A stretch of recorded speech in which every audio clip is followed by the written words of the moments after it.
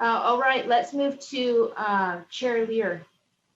Thank you. We're looking first at item 13.2, Utah County Academy of Sciences Board Rule, otherwise known as UCAS. The waiver request, and excuse me, had to do with waiving certain requirements that their students who are mostly college bound and many earn associate's degrees before they leave high school, a waiver request for arts and science credits. And we had a good discussion of that. The motion is that the committee moves that the board renew the waiver, because this is the second round of this.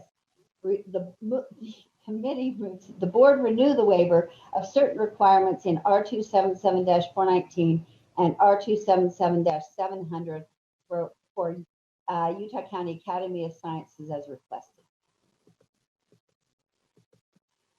Okay, there is a motion on the table that the committee moves that the board renew the waiver of certain requirements in R277-419 and R27-700 for Utah County Academy of Sciences as requested.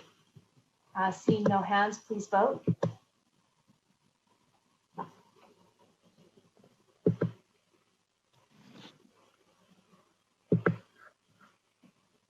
It looks as if it is unanimous also. Thank you. Go ahead, Chair Lear. Next item is item 13.3. Tooele School District is also requesting a waiver, this time for a 4-day school week for 5 of its small remote schools. A good discussion and also a very compelling explanation for why that would be a good thing for Tooele. The committee moves that the board approve the request from Tooele School District to extend the waiver from R277-419 for an additional 2 years and merge the waiver with that of its Wendover schools so that all will be subject to renewal at the same time. Thank you. Board Member Cannon. Thank you. Just a quick question for Chair Lear. I went through and looked up some of the academic performances of some of these schools and found that their performances were fairly low. And I personally feel better about voting in favor of this type of waiver if the student performance is very good, as it is for the previous school that we granted a waiver. So was there discussion about the academic sufficiency of these kids that were voting on in Tooele that are getting a 4-day week in terms of academic performance? Chair, may I answer? Yes. Give my non-answer. I don't recall a lot of discussion. Maybe other committee members can help me. I know that these are very rural schools with very limited resources and a single teacher. And so I know that doesn't necessarily mean that the children should underperform, but I know that much about it. And that's the only thing that I remember related to that. Other committee members, I'd love to hear your recollections. Board Member Earl.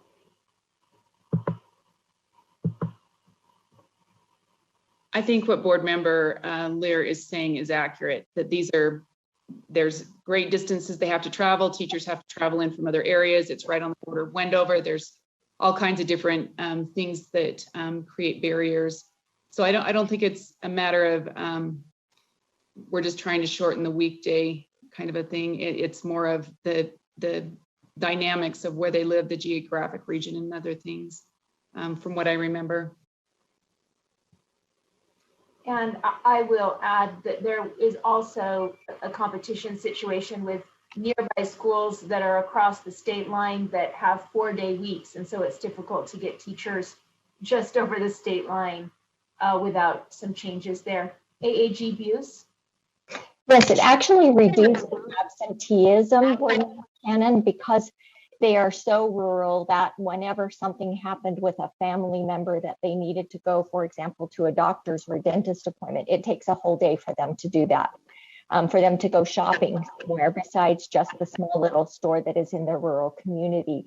It takes a whole day for them to do that. And so they would have more absenteeism in participation of extracurricular activities as well, any sort of thing like that. When a parent has a junior high or high school student that participates, they'll take the younger children out of school for the entire day to commute to that.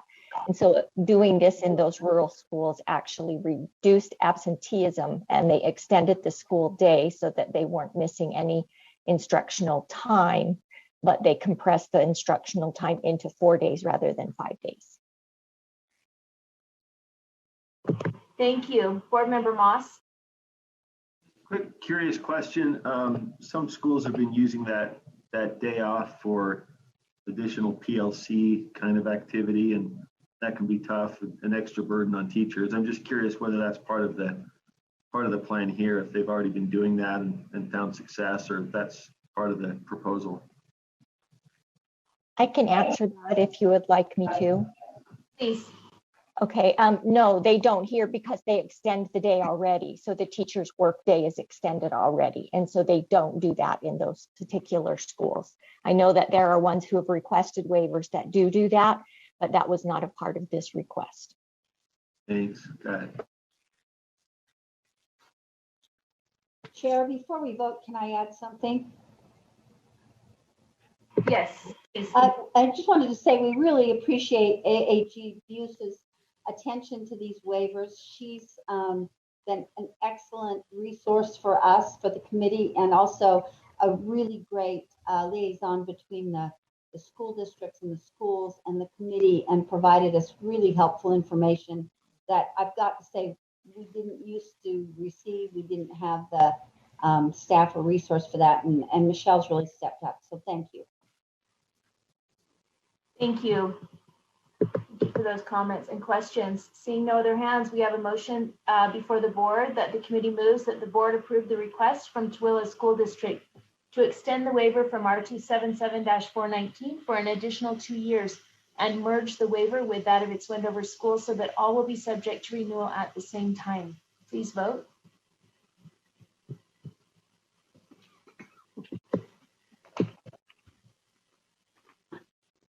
I see a no vote for Board Member Cannon. And everyone else is a yes. Yep. Okay. All right, Chair Lear.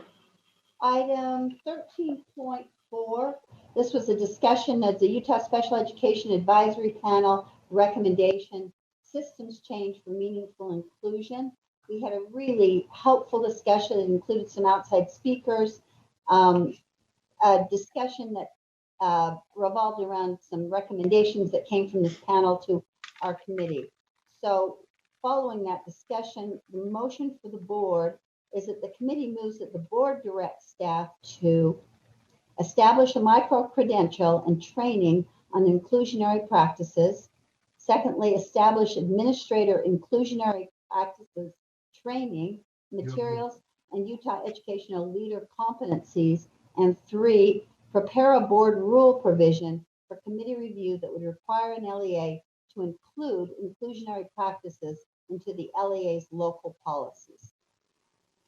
Thank you. We have a motion on the table before the board that the committee moves that the board directs staff to establish a micro-credential and training on inclusionary practices, establish administrator inclusionary practices training, materials, and Utah educational leader competencies, and prepare a board rule provision for committee review that would require an LEA to include inclusionary practices into the LEA's local policies. Seeing Board Member Hart. Are these required micro-credentials or are these optional micro-credentials? I personally can't remember. I think Leah would be the best person to respond to that. Dr. Voorhees. Dr. Voorhees, are you still available? I am, Vice Chair. Thank you. These would be voluntary. They would not be required. the discussion of the committee was that the State Board of Education would create them so that they would be available. And my team would actually be interested in incentivizing access and completion of them, but the discussion was that they would be voluntary. Thank you. Board Member Earl? Yeah, I'm looking at number 3. So we're going to form a rule that would require an LEA to include inclusionary practices in their LEA. So I guess we're doing the training. I guess my question is, this rule, when you, and I know we're always trying to increase what we're doing, right, and increase our capacity. I'm just trying to understand, the rule is outside of what law already requires. I'm trying to unbalance it with the law. So maybe if someone can speak to that, if there's something more there that's not happening, that anyways. I'm going to take liberty as a member of the committee just to say that this would be asking local LEAs to define and include their own understanding and policies of inclusion for students with special needs into their written policies, so that parents are aware and educators are aware of what the policies are. Okay, are those? That does not supersede what's on an IEP. And Dr. Voorhees, I am incorrect. Please correct me. So that's what I'm trying to balance out, is how is this different than the law? And wouldn't it have to pretty much resemble the law in order for it to be usable? I'm sure it would. Board Member Hart? My question, I guess I should have asked my first question a little bit more broadly. Is number 2 a required training, or is it, when we establish the training, the materials and the competencies, what does that, what is required versus optional or available?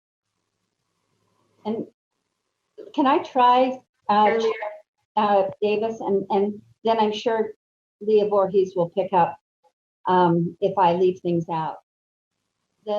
I think this is a little different than what we've been talking about in terms of training for other kinds of things.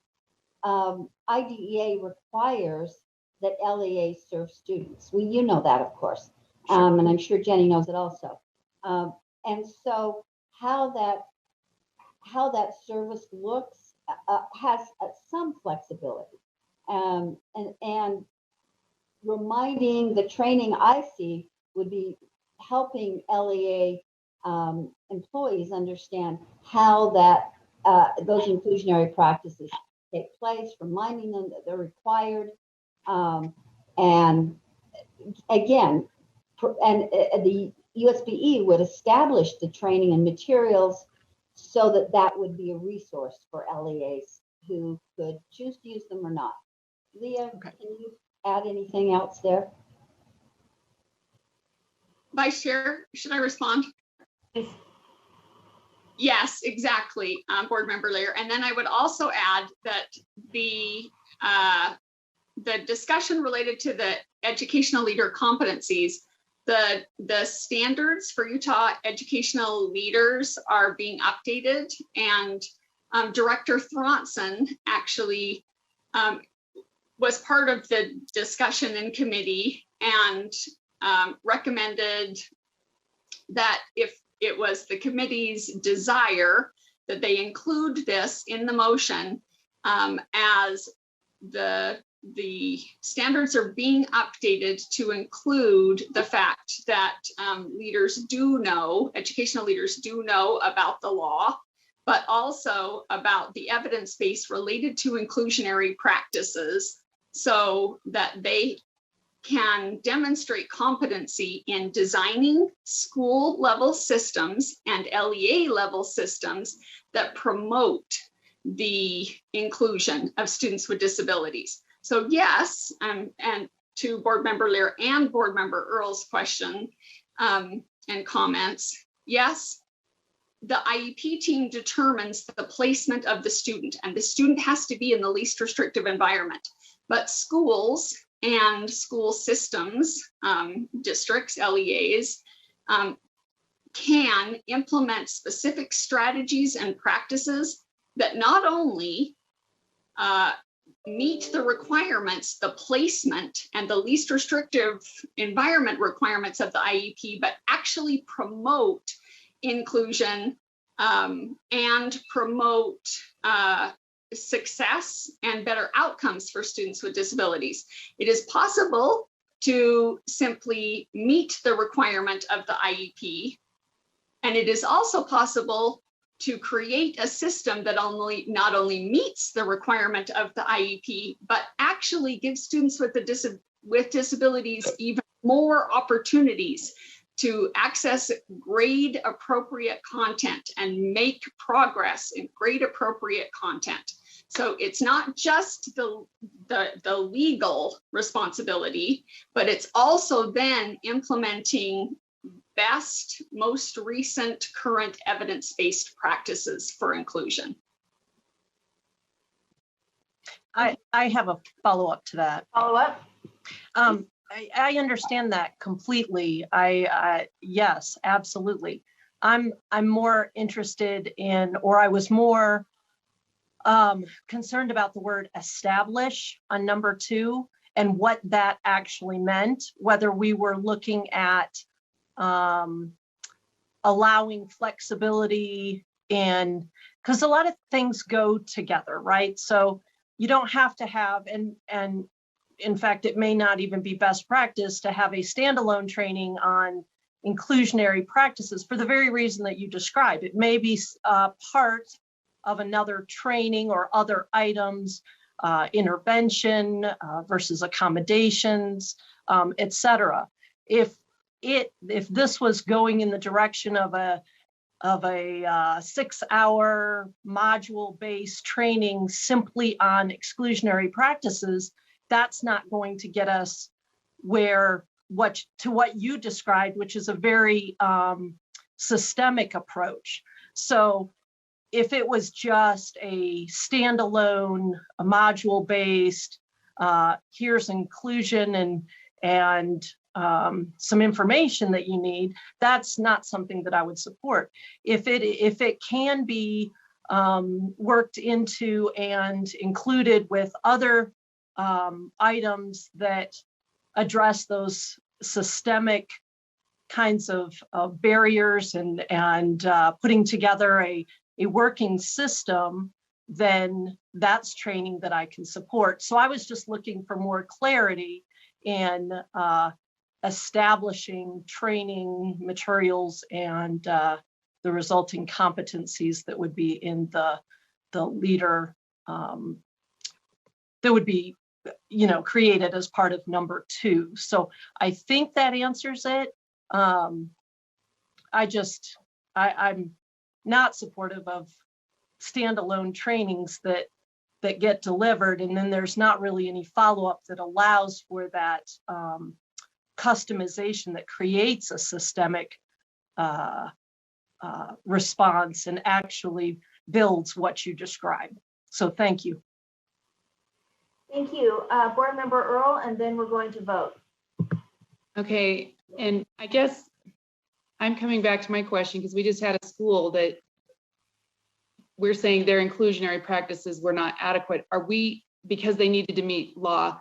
My question with this is, in them forming their own policies, right? That's what we're saying. Do we not have law that already spells this out, or do we have to form a policy that spells this out?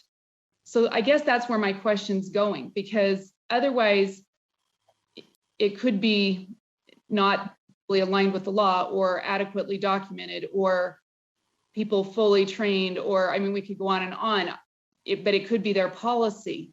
So I guess that's what I'm looking at. Is this, maybe what's the full scope of this, if that makes sense? And does this accomplish what we want it to accomplish, or is it just a matter of properly, and maybe 1 and 2 can accomplish that by adequately addressing what's in the law for educators and for administrators, that we can accomplish that without having to create more bureaucracy, so to speak, at an LEA. That's my concern.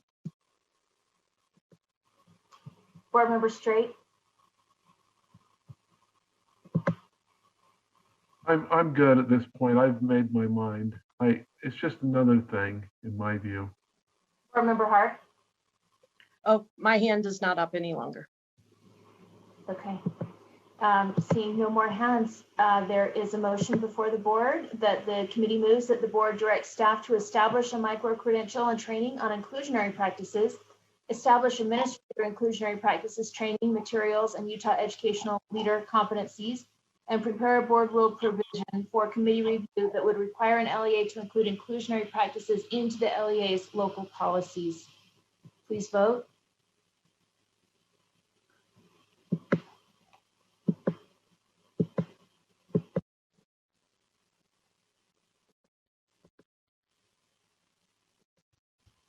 I am seeing a no vote for Board Member Klein and Board Member Moss. Board Member Straight had a no also. And Board Member Straight. And Board Member Hart. And Board Member Earl. And Board Member Earl. I think you probably should do a I roll will. call vote. I will. Okay. Vice Chair Belknap, Yes. Board Member Booth, Yes. Board Member Cannon, Yes. Board Member Klein, No. Board Member Earl, No. Board Member Hanson, Yes. Board Member Hart, No. Board Member Hutchings, Yes. Lear, Yes. Board Member Moss, No. Board Member Norton, Yes. Board Member Straight, No, and I'm a yes. The motion passes. Chair Lear. Thank you. The next item is item 13.5, R277-309, appropriate licensing and assignment of teachers. It's an amendment and a continuation request having to do with appropriate licensing and teachers. So the committee moves that the board approve and continue R277-309, appropriate licensing, assignment of teachers, draft 4 on second and final reading. We have a motion before the board that the committee moves that the board approve and continue R277-309, appropriate licensing and assignment of teachers, draft 4 on second and final reading. Seeing no hands, please vote.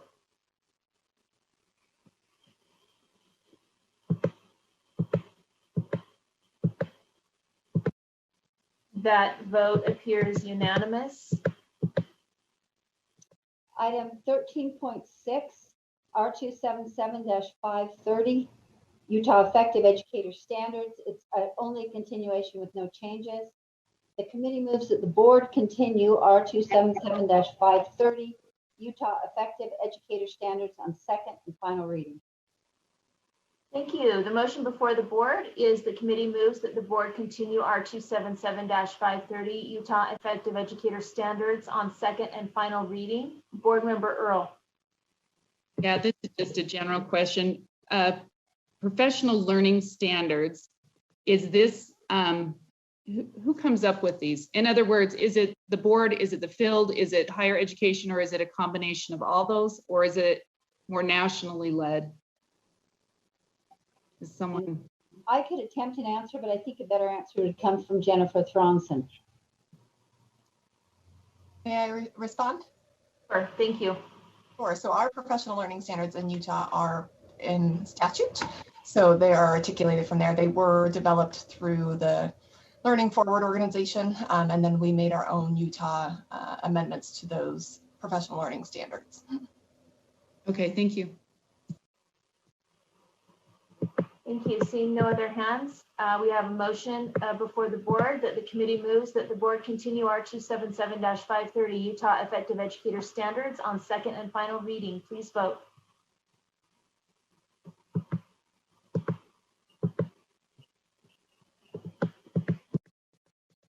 Voting appears unanimous. Item 13.7, R277-531, public educator evaluation requirements, and this is another continuation. The committee moves that the board continue R277-531, public educator evaluation requirements, acronym PEER, on second and final reading. Board Member Belknap. Oh, sorry. There's a motion before the board that the committee moves that the board continue R277-531, public educator evaluation requirements on second and final reading. Board Member Belknap. Just looking for clarity, is this a requirement in statute? Dr. Thronson? Yes, we are required to have a board rule on educator evaluation. Okay, look, okay. Board Member Hart? Yeah, I just want to, from what I understand, the reason that we're looking to continue these is because they're coming back before us with major rewrites. Can I get some idea of the time frame for those?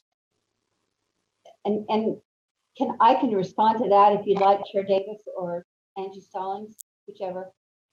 I heard we are getting a rewrite on that. I see Dr. Thronson's head nodding. Chair Lear, do you want to answer that, or do you want Dr. Thronson to? I can add part of it. Every 5 years, rules have to be continued or they sunset. So that's one piece of it. As to the rewrite, I'll let Director Thronson speak to that. Thank you. Jennifer Thronson, the Director of Teaching and Learning. And yes, we are starting to organize a group this fall to start looking at educator evaluation requirements and to potentially propose changes to either code or rule related to effective practice, current practice, and changes now that we've kind of instituted educator evaluation for a while. When we went to update this rule, we realized it needed more significant revision. Right now, it's very convoluted. It repeats a lot of what's in statute, and the clarity is really hard for our LEAs to understand. And so we are proposing kind of bringing a group together of principals and those that kind of evaluate teachers to think about what are the next steps for educator evaluation, and then come to the board for what that might be, which might be a business case. And that's would have, if it's a legislative change, that would be a January of 2023, as we don't expect that the group will be ready for this coming session, that if there is statutory changes that would be required, it'd be January 2023, which means it wouldn't go into effect until school year of either 2023, 2024, or if we ask for a delay for a year to allow people to adjust their systems, which is likely what would need to happen as an overhaul to educator evaluation takes time. Optimally, more likely to be 2024 or 2025 if any changes were to occur. So you're not looking, so the time frame is you're not looking at this calendar year in order to have those kinds of recommendations back to the board. Yeah, not unless that committee thinks what our current practice is working. But the kind of feedback from the field and our data having 98% of teachers effective indicates that maybe our system isn't great at really measuring teacher skills and knowledge. And so looking at that opportunity, if the stakeholder group says, no, we're good with how it is, then we'll just revise the rule. But the feedback from the community is there's some opportunity to improve. And I don't know that we can make those improvements quick enough for kind of the 2022 session, given we would need to come to you all in the fall, and that's unlikely to be ready. Okay, thanks. Board Member Earl. Yeah, my question has to do with the annually monitoring of 25% of the schools. Is that that information is just a general, are you doing it? Is that what that evaluation is, or monitoring? May I respond? Dr. Johnson? Yeah. So it is a combination of things. One, we kind of monitor all in terms of the reporting. Did they report their data as required by law? If so, awesome. And then 25%, so we do 25% of the districts and 25% of the charters to make it doable for staff. And it's a brief conversation with them that we actually meet with them, with our staff and the LEA representatives to have the conversation around the requirements in both statute and rule and to ensure that they're meeting those. And if not, we provide technical assistance to help them meet the expectations. So, and I'm going to say this wrong. I'm not, oh, sorry. Yeah, I apologize. So how does it play in with it's not credentialing. What do we do with schools periodically? I'm sorry. Accreditation. What? Accreditation. Yeah. How does this play in with that at all? Or is this a separately run system? It's separate. The accreditation doesn't look at educator evaluation in this way in terms of does it meet the law, because we have an outside provider, so they're not necessarily looking at all the requirements of Utah. Okay, thank you. Thank you. Board Member Straight? Yes. With 30 years of evaluations,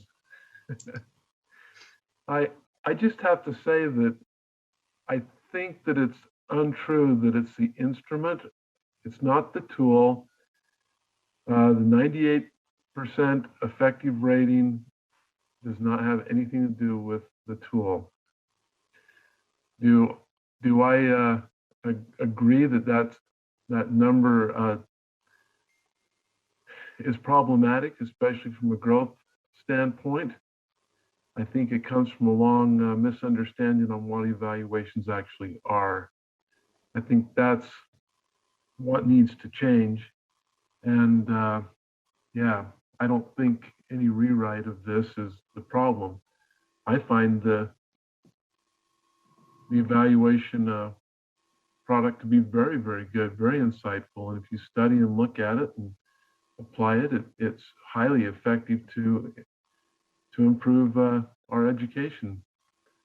So anyway, that's all I have to say. Thank you. Board Member Hart? Nope. Okay, seeing no other hands, please. Oh, we have a motion on the before the board. The committee moves that the board continue R277-531, public educator evaluation requirements on second and final reading. Please vote.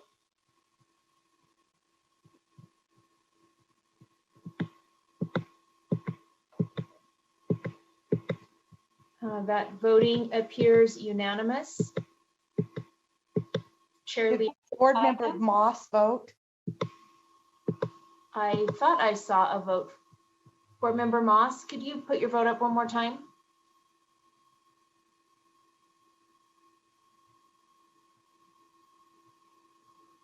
Board Member, His vote. do we still have you? I think we have lost Board Member Moss. So we probably need to put an abstention there or an absence there.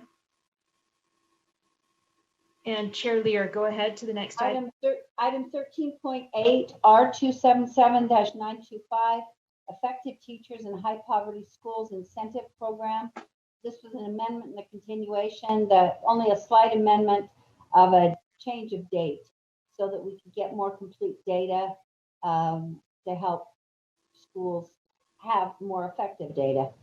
The motion is the committee moves that the board approve and continue R277-925, effective teachers in high poverty schools incentive program, draft 1 on second and final reading. Thank you. We have a motion before the board. The committee moves that the board approve and continue R277-925, effective teachers in high poverty schools incentive program, draft 1 on second and final reading. I am seeing no hands. Please vote. Oh, I'm sorry. Board Member Straight. Oh. Yes, I'd like to know how many teachers this actually affects. I couldn't tell you, but I'm sure somebody can. Dr. Thronson, would you be the go-to on this? I wish I were. Erica Horsley would be able to tell you the quantity of teachers, but I don't know that she is on right now. I can definitely follow up with the board and send out unless that's going to hold up this motion. I am here. She's here. Awesome. Erica, go for it. I didn't quite hear the question. Could you repeat it, please? Board Member Straight. How many teachers does this Effective Teachers in High Poverty Schools incentive program affect? How many teachers does it affect? What do you mean by that? How many receive it? How many receive it? That's a better question because it could affect all of them, right? So. In the last couple of years that I have been over this program, I've seen about, it's been anywhere between 100 and 110 teachers that have been eligible. I can quickly check my data if you hold on just a minute, if my computer will cooperate. Nope, it's not cooperating. There we go. Sorry for this. So this year I had, sorry, my computer's been really acting really slow lately. I don't know why.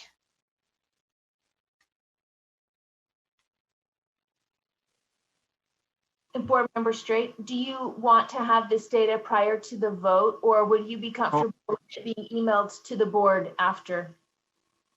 Well, I guess where I'm kind of headed with this is, does the teacher have to apply for it? Is there a system where they're just automatically identified? Are there teachers who have no idea this program even exists? I mean, I've seen this discussion before on this, and I wasn't quite satisfied that time, and I'm still not. But I don't want to hold up the vote. I know we're moving on, but I am curious as to the effectiveness of this program. I mean, I think it's great. Sure, let's incentivize helping students and teachers in high poverty schools to achieve highly. I think that's a great idea. I just don't know about what it means. It may be based on code, but let's hear from Dr. Thronson and see if she can answer some of those questions. Yes, in respect to the effectiveness, we actually did a report on this one this fall, I believe it was, and I can send that to the board if you want to see the outcomes related to this program. As we were curious, just as you are, as they expanded the program this last session, and looking for the impact of these dollars on keeping retention in these high poverty schools with these effective educators. So I'd be happy to send that out if you're interested. Thank you. Thank you. Board Member Earl, and then we'll circle back to our specialist Horsley and see if she has that data. So this was, it was 117. I looked at this report too because I had those same questions, and it was 63 or something % of those that are in these schools, specific schools that did qualify and receive the funding. So there's about 47% roughly, maybe not quite that, if I'm getting my numbers off. Don't add those up, right? Because that doesn't work. That's like 110%. But anyways, and I'd asked Jennifer Thronson exactly why didn't they apply, or what was, and there's a number of barriers, and one of those is that a district has to be part of the supplement. So there are some nuances to it, but it was interesting. I read the report real quick a couple days ago, but it did say in there that the reason why these educators are here isn't for the bonus or the extra funding. It's just that this is a benefit to be in these impacted schools, is that they very much enjoy seeing the progress and the helping students who are recipients of excellent teaching. So it was a nice report. I think you should send it on to everyone because it was enjoyable to read. And it sounded like they would continue to do this even if the money wasn't there, but it does sound like it's a nice reward for hard work in some of these impacted areas. Anyways, those are what I had read just real quick this week. Thank you. Let's take one last quick comment from Dr. Thronson, and then let's go to a vote.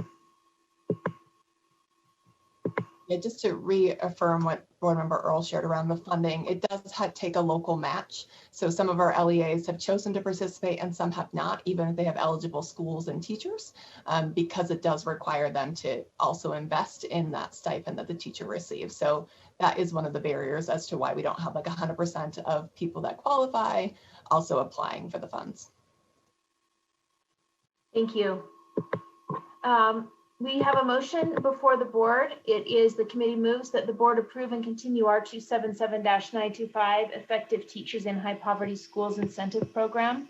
Draft 1 on second and final reading. Please vote.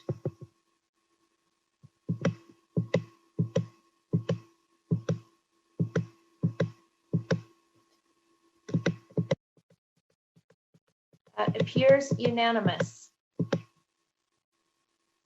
I'm seeing Next item is item 13.9, doctoral candidate who's requested LEA level special education counts.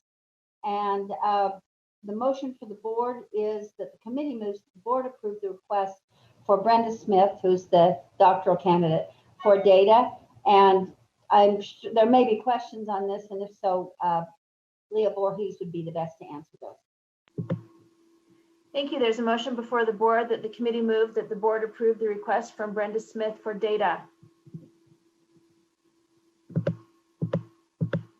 I am not seeing any hands. Seeing no hands, please vote.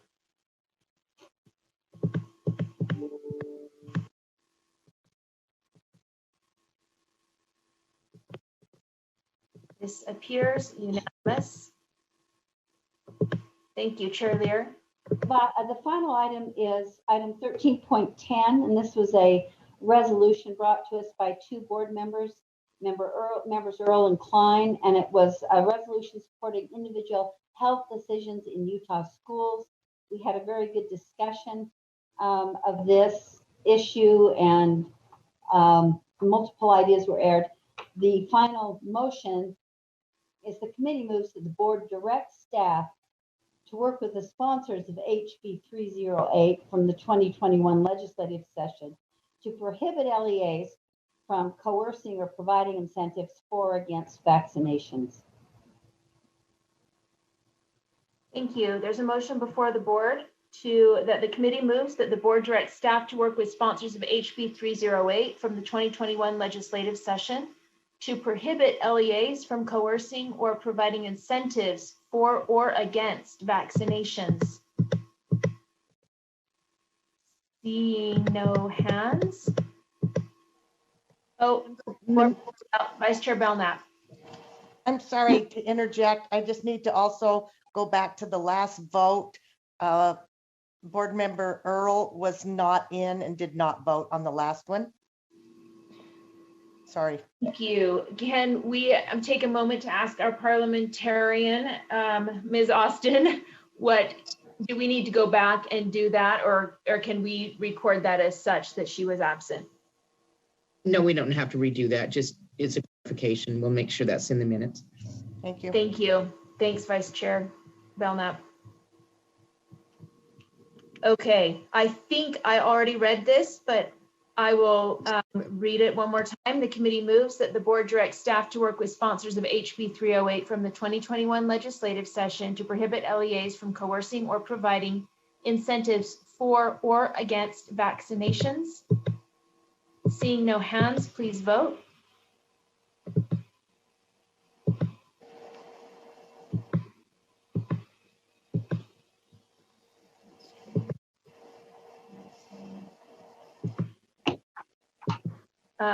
Board Member Earl, I don't know what we're voting on. I'm sorry, my power went out here. Okay. Board Member Earl, we're voting that the committee moves that the board directs staff to work with sponsors of HB 308 from the 2021 legislative session to prohibit LEAs from coercing or providing incentives for or against vaccinations. Thank you.